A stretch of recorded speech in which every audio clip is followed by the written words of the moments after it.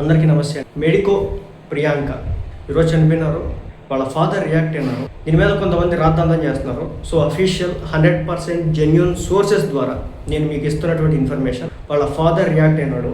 అలాగే ఈ అమ్మాయిని చంపినటువంటి వ్యక్తులు ఎవరు, వాళ్ళ ఫోటోలు కూడా చూపిస్తారు. సో ఇతని పేరు వచ్చేసి ఏంటంటే దుష్యంత్ అంట. దుష్యంత్ అనే ఈ వ్యక్తి అనమాట. కనిపించట్లేదు ఇతను అనమాట. దుష్యంత్ అనే వచ్చేసి అనమాట. వీళ్ళిద్దరూ అమ్మాయిని కారెక్కి ఆ విధంగా చేయడం.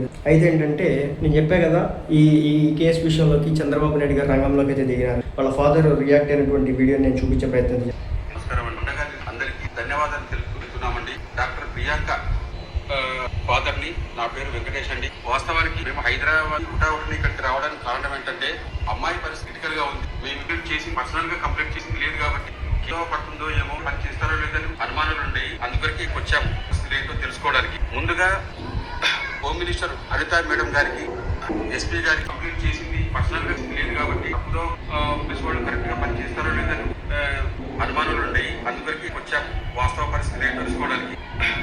హోమ్ మినిస్టర్ అనితా మేడం గారికి చేతులెత్తి మొక్కుతున్నాను నేను. ఇక్కడ మేము అనుకున్నది ఏంటి రియలైజ్ అయ్యాము.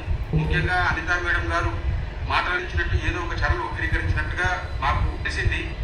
దయచేసి మాపై దయ ఏ ఛానల్ వాడినా కానీ మా బాధను దాన్ని రాజు మమ్మల్ని కలిగి మాకు న్యాయం జరుగుతుందని మీరందరూ అండగా నిజంగా ఈ విషయాన్ని వక్రీకరించి మా మనోవేదన వాళ్ళకి చేతులిచ్చి, అలాగే ఇక్కడికి వచ్చిన తర్వాత ఏ బయటతో దర్యాప్తు వాస్తవంగా మా అమ్మాయి క్రిటికల్ పరిస్థితి ఉంది.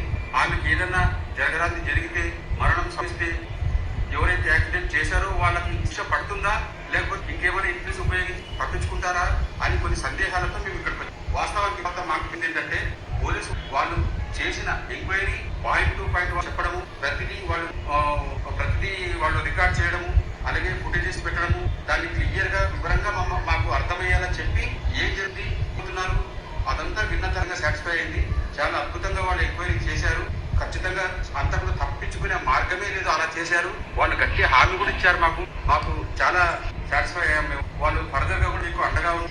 నిందితులు ఎక్కడ తప్పించుకోకుండా ఖచ్చితంగా శిక్ష పడే నిజంగా వాళ్ళు హామీ ఇచ్చారు. కాబట్టి మా సందేహాలు నివృత్తి అయినాయి. చాలా తర్వాత ఇప్పుడు మాకు హైదరాబాద్ అమ్మాయి దగ్గర మీరు ఇమీడియట్ గా రావాలని చెప్పి డాక్టర్. సో ఇదన్నమాట అండి.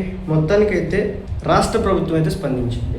ఈ కేసు విషయంలో ఏమాత్రం కూడా ఎవరైతే ఆ యాక్సిడెంట్ చేశారో వాళ్ళ వెనుక నిలబడడానికి రాష్ట్ర ప్రభుత్వం ఏమాత్రం కూడా చీమ తలకాయలో ఎంత భాగం తీసుకున్నా సరే అంత భాగం కూడా వీళ్ళు చూడట్లేదు. అసలు అవసరమే లేదు ఇప్పుడున్నటువంటి కూటమి ప్రభుత్వానికి.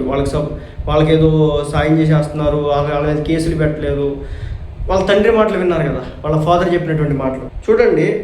వాళ్ళకి సంబంధించినటువంటి ఫోటోలు, ఇన్ఫర్మేషన్ ఏ మాత్రం కూడా పెట్టే ప్రసక్తి లేదని చెప్పేసి పోలీసులు అయితే చెప్పడం జరిగిందన్నమాట. ప్రియాంకను కారుతో ఢీకున్న ఘటనలో పోలీసులు సంతృప్తికరంగా దర్యాప్తు చేస్తున్నారు. మాకున్న సందేహాలను పోలీసులు నివృత్తి చేస్తారు. దర్యాప్తు జరుగుతున్న తీరును పెట్టిన సెక్షన్లు అన్నింటినీ పోలీసులు మాకు అర్థమయ్యేలా వివరించారు. నిందితులకు శిక్ష పడేలా ప్రభుత్వం పోలీసులు చర్యలు తీసుకుంటున్నారు. కఠినమైన సెక్షన్లే పెట్టారు. ప్రియాంక కేసులో సీఎం చంద్రబాబు, హోంమంత్రి అనిత సహా పోలీసులు స్పందించిన తీరు మాకు సంతృప్తి ఇస్తోంది.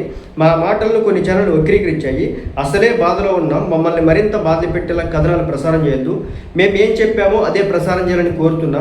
మేము అనని మాటల్ని, మా మనసుల్లో లేని మాటల్ని కూడా కొన్ని ఛానళ్లు ప్రసారం చేసి మమ్మల్ని ఇబ్బంది పెడుతున్నాయని చెప్పి స్వయాన ప్రియాంక గారి తండ్రి మాట్లాడినటువంటి మాటలు అనమాట.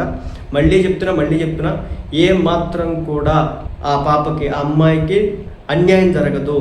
న్యాయం చేసి తీరుతుంది ఆంధ్ర రాష్ట్ర ప్రభుత్వం, కూటమి ప్రభుత్వం, చంద్రబాబు నాయుడు గారి అధ్యక్షతన.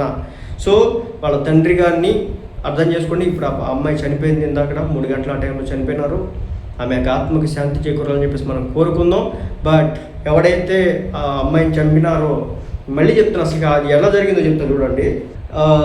తాగి యాక్సిడెంట్ చేసినటువంటి 2 వ్యక్తులు, రాజమండ్రికి చెందినటువంటి వ్యక్తులు 2.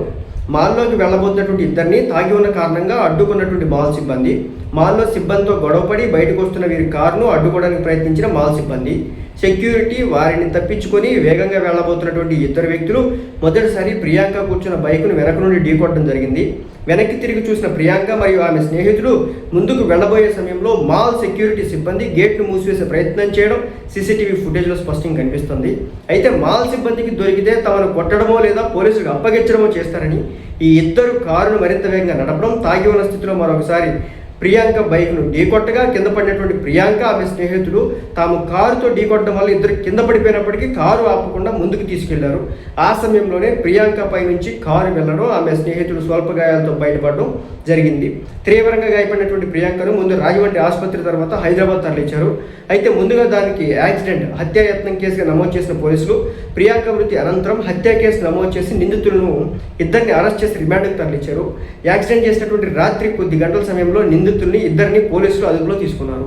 ఇందాక ఎవరు భార్గవ్ అనుకుంటా, ఆయన పేరు మార్గాని భరత్ అనుకుంటా, ఆయన చెప్తా ఉన్నాడు 3 రోజుల పాటు కేసులు పెట్టలేదు, అసలు వాళ్ళని అరెస్ట్ చేయలేదు, వాళ్ళకి విచారణ లేదు, ఏం లేదు, వాళ్ళ గాలి వదిలేసినారు, రాష్ట్ర ప్రభుత్వం పట్టించుకోలేదు. ఇది ఆ రోజు నైటే కొన్ని గంటలు నేను పట్టుకొని బొక్కలో వేయడం జరిగిందన్నమాట. మాల్ సిబ్బందితో గొడవ పడిన ఇద్దరు తాగుబోతులు మాల్ నుంచి బయటకు వస్తున్న సమయంలో మాల్ సిబ్బంది వీరి కారు వెనుక అద్దంపై చేతితో కొడుతుండడం, ముందు మరో సెక్యూరిటీ మాల్ గేట్స్ మూసివేస్తూ ఉండడంతో తప్పతాగి ఉన్నటువంటి ఈ నిందితులు కారును పక్క కాపి సమస్యను పరిష్కరించుకోవాల్సింది పోయి డాక్టర్ ప్రియాంక బైక్ ఏదైతుందో ఈ కారు 1-2 సార్లు ఢీ కొట్టి ఆమె మృతికి కారణమయ్యేలా చేశారు. ఆమె బైక్ని ఇలా కారుతో ఢీ కొట్టి.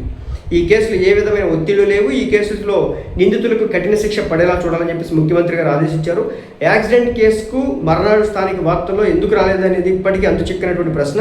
వార్త బయటకు పొక్కకుండా నిందితులు ప్రయత్నించారా, మాల్ వాళ్ళు ప్రయత్నించారా, లేదా మీడియాకి సమాచారం ఆలస్యంగా వచ్చిందనేది స్థానిక మీడియా ప్రతినిధులు చెప్పాలి. పూర్తి వివరాలు ఇవి. ఇంతకు మించి ఈ కేసులో ఎటువంటి రాజకీయ ఒత్తిళ్లు లేవు అని చెప్పేసి ఇన్ఫర్మేషన్ అయితే వచ్చిందనమాట.